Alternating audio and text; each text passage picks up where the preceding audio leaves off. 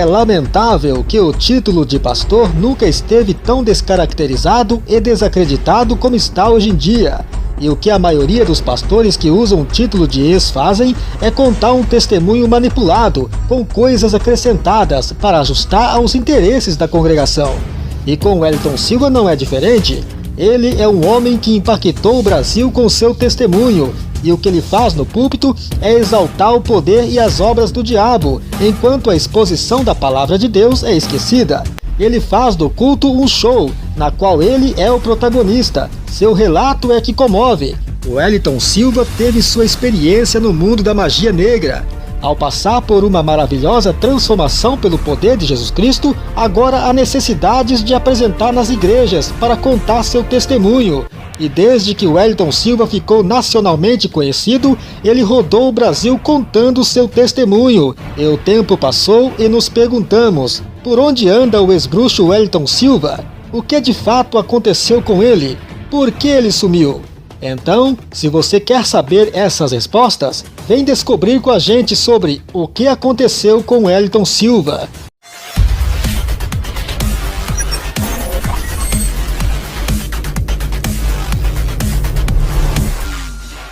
Wellington Silva, ele foi um ex-bruxo e, segundo ele, fez coisas que nenhum ser humano faria naturalmente. Além de fazer mal às pessoas, ele conversava literalmente com o diabo, que materializava em sua frente dando ordens e proteção. Mas afinal, quem é Wellington Silva? Para os evangélicos sem discernimento espiritual, ele é um corajoso a serviço de Deus, para revelar o lado sombrio das forças malignas, enquanto que, para os mais dotados de intelecto, ele não passa de mais um farsante, aproveitando da boa-fé do povo evangélico. Com seu testemunho fantasioso, produto de uma mente brilhante, ele vem arrancando aplausos dos fiéis. Suas histórias são incríveis e os relatos de supostos trabalhos nos terreiros são impressionantes. De tal forma que, ao ser convidado pelas igrejas para testemunhar suas experiências de ex-bruxos, as igrejas nesses dias lotam de curiosos. Há também seus produtos que são comercializados por um preço acessível, que são CDs, DVDs e até obras literárias. Tanto que o Wellington Silva relata que seu testemunho foi editado pela CPAD, conforme ouvimos. Meu testemunho foi editado pela CPAD para 22 países. Uma revista chamada Geração JC e também chamada Pentecostes. O título foi Da Crise Nascem os Santos, porque o que Deus fez na minha vida tem mudado a vida de milhares de pessoas. Perceba que ele diz que a CPAD editou o testemunho para 22 países, mas o estranho é em não encontrarmos a tal publicação em nenhum site da CPAD, e também não há nenhuma referência que a editora realizou tal projeto. Projeto esse de exclusividade internacional devia ter pelo menos algo falando da expansão em alcançar vários idiomas. Mais estranho ainda é que seu testemunho é tão impactante a ponto que a CPAD chega a publicar uma obra visando leitores internacional. Por que não publicar a tal obra ao povo brasileiro? Ele também afirma que duas revistas importantes da CPAD, que é a Geração JC e Pentecostes, também fizeram matéria de capa sobre sua libertação. Mas, se você analisar várias capas dessas revistas, perceberá que não há nada relatando sobre esse homem. O que se sabe é que há realmente uma matéria com o título Das Crises Nascem os Santos, e que em alguns trechos dizem o seguinte: foi a pior tribulação que já me sobreveio. De um momento para o outro, vi o meu mundo perder todo o seu equilíbrio. Os diques haviam se rompido. E em outro trecho diz o seguinte: enfim, através daquela crise, o Senhor Jesus, em sua infinita misericórdia, reconduziu-me ao primeiro amor, isto é, avivamento. Mas esse relato não se encontra em nenhuma revista Geração JC ou Pentecostes já publicadas. É apenas um artigo com o título Das Crises Nascem os Santos, que se encontra no livro de Jó, editado pela CPAD e lançado no ano de 2002.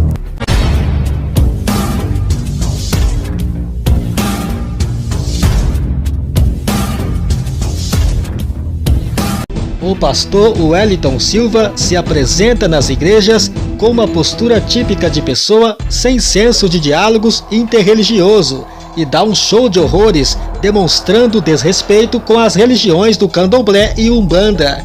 E ele fala em seu testemunho sobre elementos de religiões que não é a dele, de forma pejorativa e discriminatória. No dia 1º de janeiro, o mundo inteiro vê aquelas mães de santos subindo os 23 degraus do Bonfim, com aquela vasilha branca na cabeça, para fazer a lavagem de Oxalá. Aquela vasilha branca chama-se terrina. Dentro daquela vasilha branca vai uma água chamada água de Amaci, e dentro vai uma semente chamada Obiorobô. E dentro da semente vai o nome das pessoas que elas mataram o ano todo na magia negra.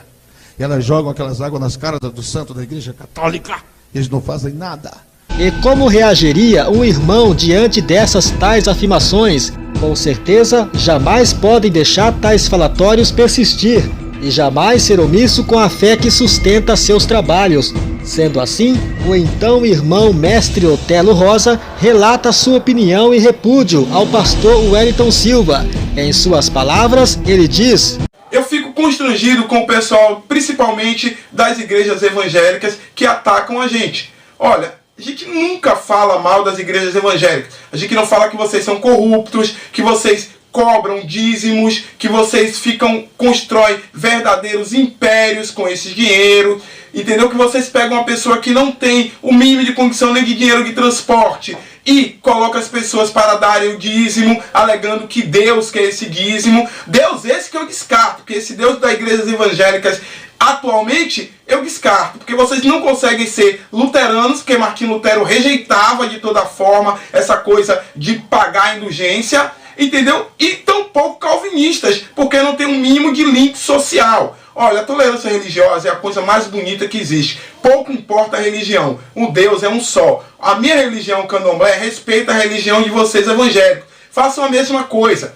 Inclusive, o próprio povo negro, que está hoje na religião evangélica, um dia já foi do Candomblé e cospe no prato que comeu. É muito feio a gente falar mal dos outros sem dar chance de defesa. É ridículo o que as igrejas evangélicas fazem. O ex-pai de santo Wellington Silva tem uma visão extremamente preconceituosa, muita falta de conhecimento e noção ao falar dos rituais nos terreiros, especificamente o de sacrifício de animais.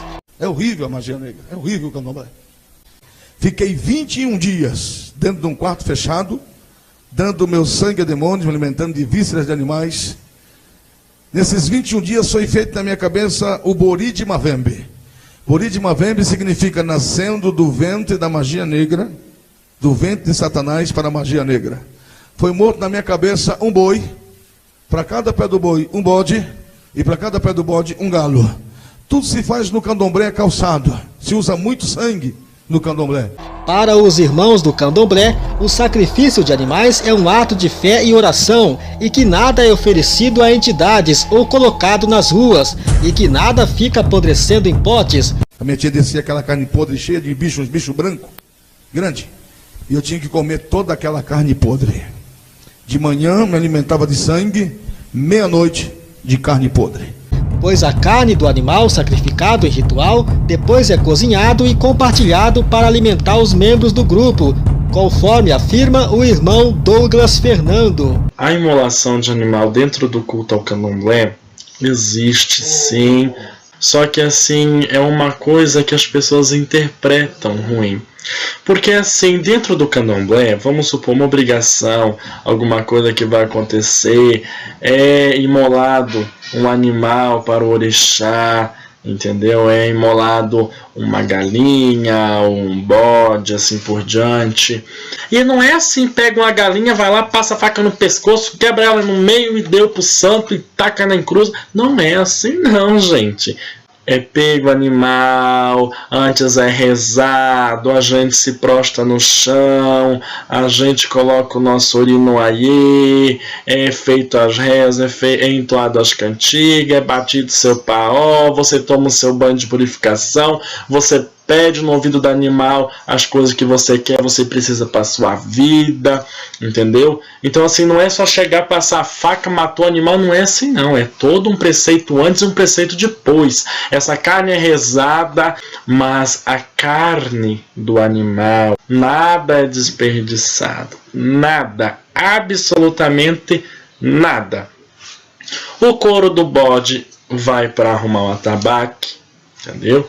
As penas vai para ornamentação, depois dessas penas mesmo pode ser feito paramenta por orixá usar na sala, entendeu? Então assim, o egé vai em cima do ibá e a carne do animal vai para todos os convidados, todas as pessoas da casa se alimentarem, se nutrirem. A gente mola os animais, mas é tudo utilizado, é tudo comido, é tudo feito para o bem da vida da gente. Não pense que é passar a faca no pescoço do animal e jogar lá na cruz e só. Não é.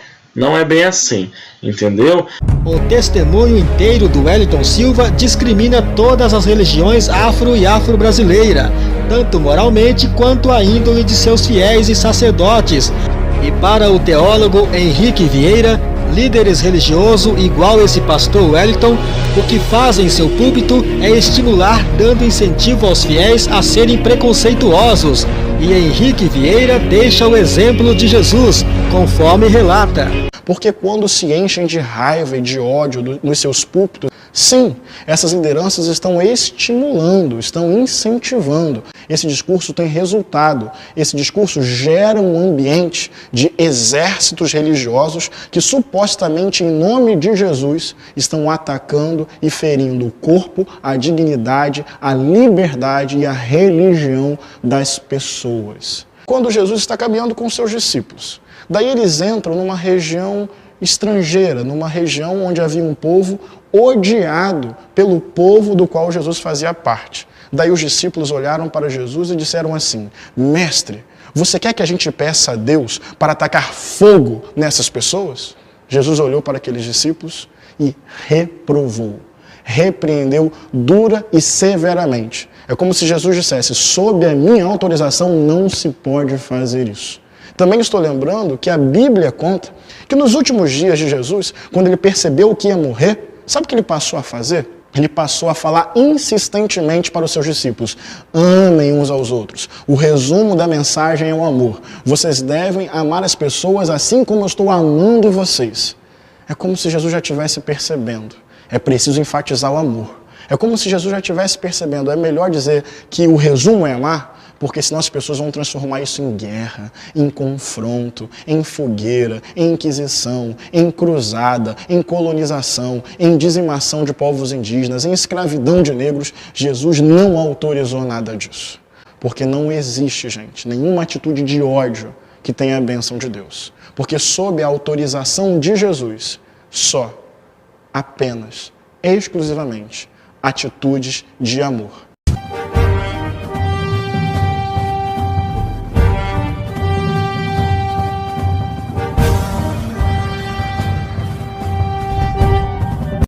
Atualmente é assustador ver que pessoas que se dizem homem de Deus vêm amaldiçoando fiéis que discordam de seus ensinamentos. Silas Malafaia é um bom exemplo dessa teologia da vingança. Quem é que toca no ungido do Senhor e fica impune? Ungido do Senhor é problema do Senhor. Ungido do Senhor não é problema teu. Não se mete nisso não, que não é da tua conta não. Porque quem calunia pastor e fala da igreja não pode ser crente. E com o pastor Wellington Silva também não é diferente. Este faz uma alerta aos fiéis para pensarem muito bem antes de discordar de seu testemunho. E ai daqueles que tocar no ungido do Senhor, serão feridos com uma maldição terrível, conforme ele diz.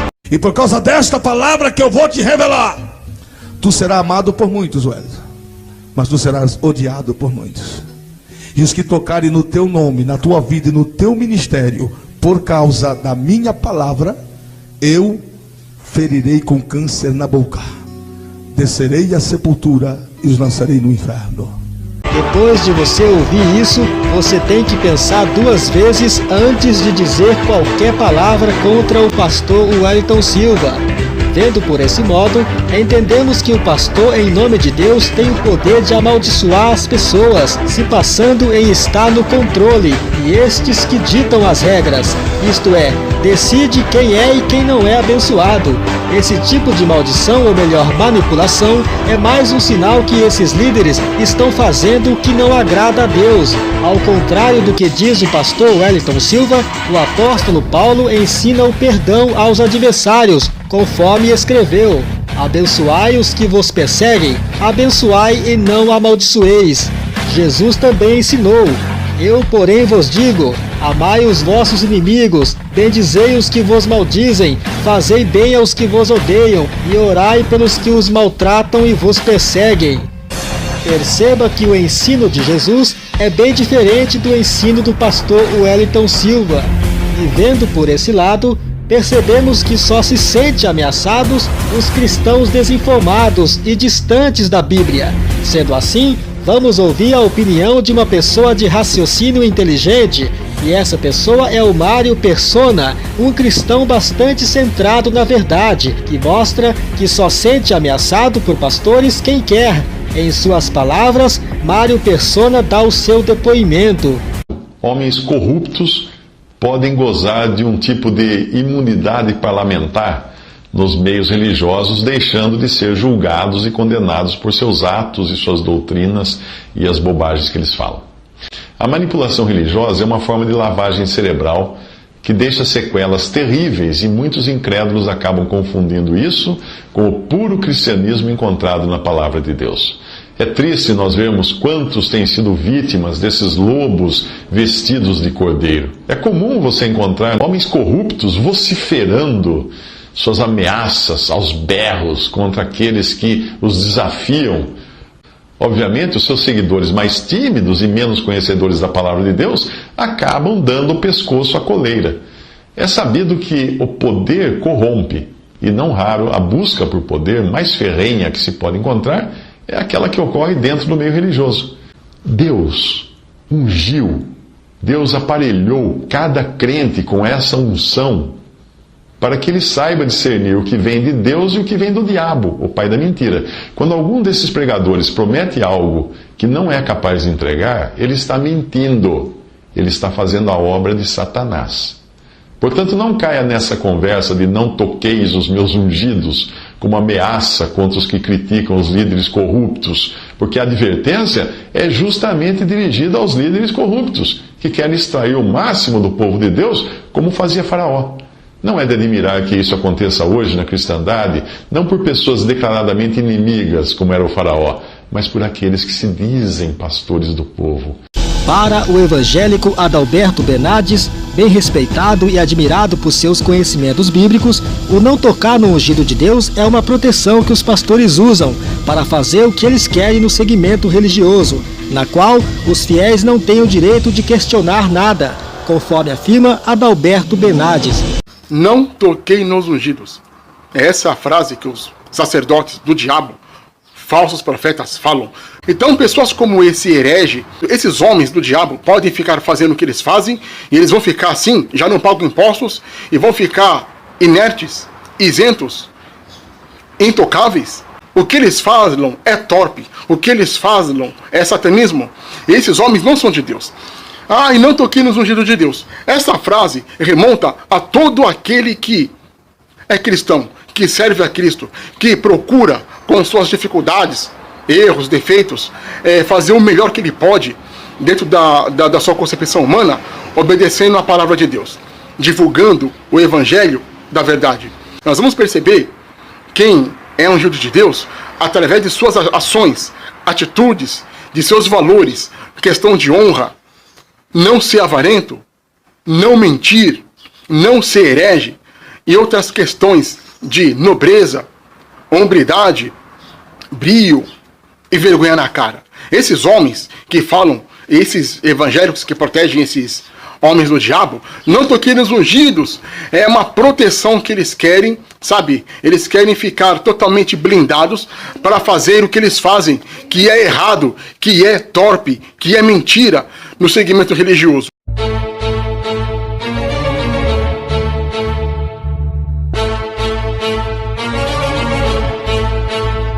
O testemunho do pastor Wellington Silva está cheio de fatos exagerados e repleto de contradições, e sendo assim, separamos apenas 5 de suas contradições, onde encontramos mais divergências, por se tratar de informações cruzadas, na qual é fácil pegar ele nas suas próprias contradições.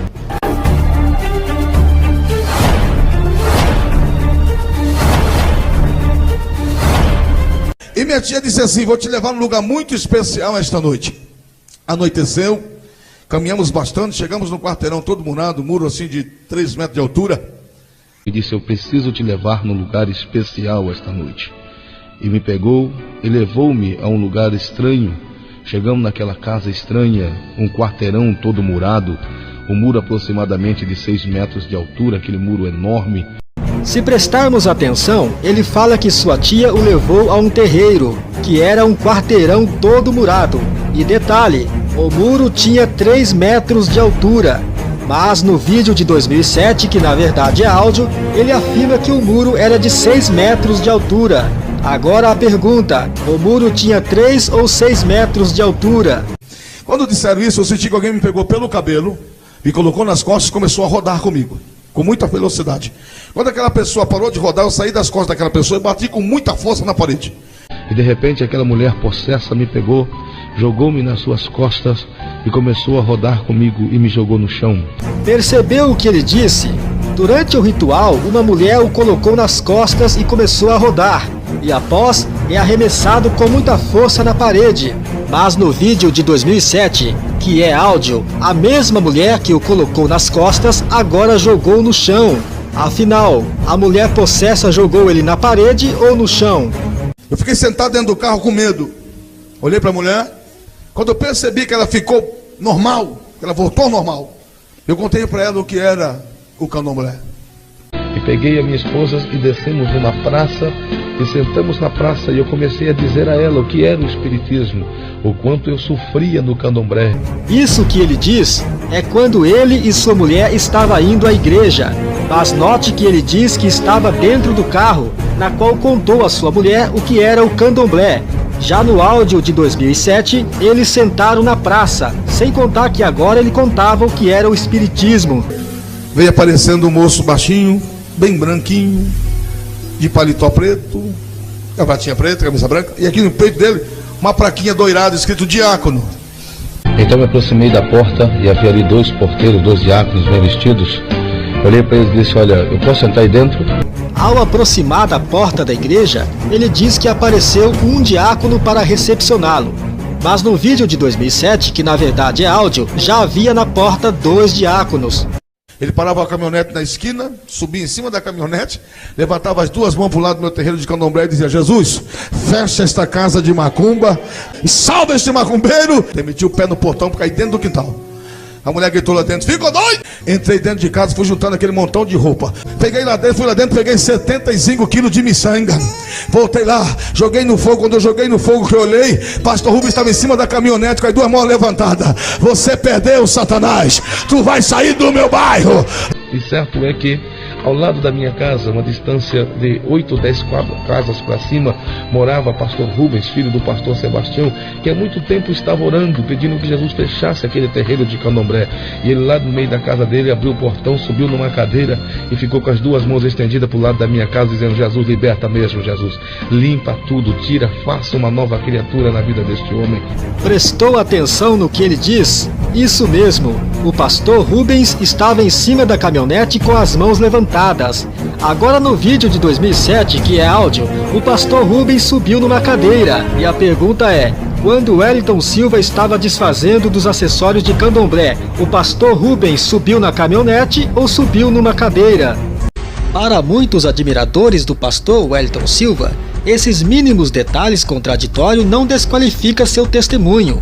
Mas precisamos entender o seguinte: quem mente em uma coisa pequena, mente nas grandes também. E é uma pena que ele, Wellington Silva e seus simpatizantes não percebam que exageros e relatos de coisas que não existiram se trata de mentiras. E realmente sabemos que o pai da mentira é Satanás. E agindo desta forma, Wellington Silva está fazendo nada mais que a vontade de Satanás e não pregando o verdadeiro evangelho da salvação de Jesus Cristo. Esse tipo de pastor serve apenas para criar um bando de crentes neuróticos com suas mentiras fantasiosas. E o diabo vira o centro das atenções, onde o medo e respeito pelo grande poder do inimigo ofuscam a soberania de Deus. Atualmente, o Wellington Silva está com seus 49 anos de idade, cheio de saúde e muita disposição em continuar levando o Evangelho de Jesus às pessoas. Ele reside em Barueri, São Paulo, com sua esposa Daiane Mafra, na qual ambos têm sua filha caçula, a Roberta. O Wellington Silva, apesar de agora ter seu próprio ministério, continua com as agendas abertas para ministrações e você pode convidá-lo para fazer uma palestra gospel em sua igreja. O custo não é um valor definido, mas sim tudo o que se arrecadar no dia do evento. E vale lembrar que esse valor arrecadado é dividido meio a meio, 50% para o Wellington Silva e 50% para o organizador do evento. Mas, se você é fã ou admirador do ex-bruxo Wellington Silva e quer conhecê-lo pessoalmente, basta ir fazer uma visita em sua igreja, que está localizada na rua 26 de março, número 1315, no centro de Barueri, São Paulo. Lá você pode ouvir seus sermões, ser tocado por Deus e depois pode tirar uma bela foto ao lado do astro pregador. Ah, vale lembrar que a nossa intenção não é criar contendas e muito menos denegrir a imagem do pastor Wellington Silva. O que fazemos é apenas discutir nossos pontos de vista com sinceridade, pois é o direito de cada um de nós expressarmos nossas convicções e o nosso objetivo é apenas sanar algumas dúvidas, por se tratar de um testemunho tão polêmico, a ponto de gerar muitas dúvidas.